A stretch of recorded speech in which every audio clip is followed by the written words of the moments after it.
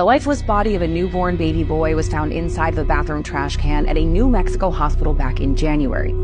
This is the case of Alexee Trevizo. Prosecutors have charged Alexee Trevizo with first-degree murder and tampering with evidence in the death of her newborn son. So let's walk through this timeline.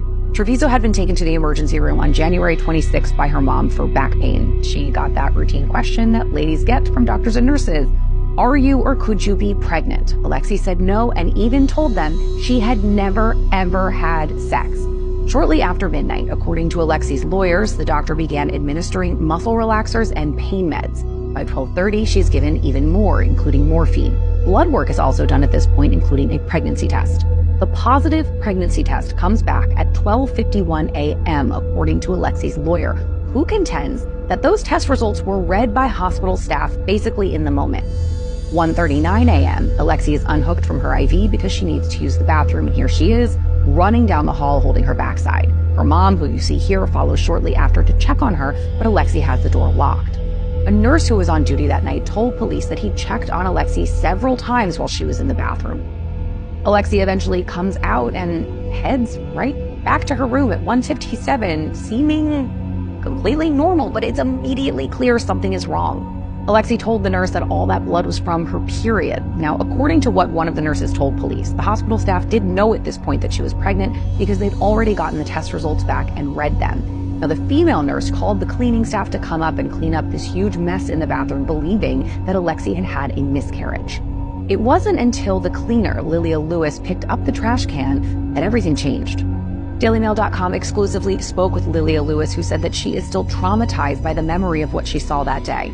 Quote, the bathroom looked like a war zone. Blood was everywhere, on the walls, back of the toilet, on the floors. It was one of the worst scenes I've ever seen in my life. There was blood spatter everywhere. It was like something you would see in a horror movie. Now, we already saw what happened next when Alexee was told that the baby was found in the trash. After the body was discovered, police were of course called, and Alexee was taken to be treated by medical staff for that hasty delivery, and her mom met with cops in the hospital waiting room. The family was informed at this point that the baby was taken for an autopsy and that any potential charges against Alexee would have to wait for those results. Her mom, Rosa, then tells cops that she had no idea her daughter was pregnant. Alexee's mom had noted that it wasn't unusual or out of character for her daughter to have severe pains. She had suffered from hip problems since birth. And she added that Alexee had been active as usual lately and was a cheerleader. Now, following the autopsy, the infant's remains were cremated and his ashes were delivered to his mom, Alexee. But by all appearances, it seemed that Alexee went back to her normal life after the harrowing ordeal. She and her boyfriend even went to the prom together in April.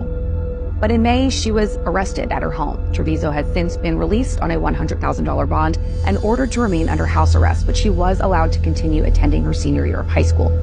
Her attorney wants this case against her thrown out, though, and is not only representing her criminally, but also civilly. He is suing the hospital for wrongful death. So this case against Alexee Trevizo will play out in 2 courtrooms, and it's possible that the 19-year-old could be convicted in one and the hospital be liable in the other.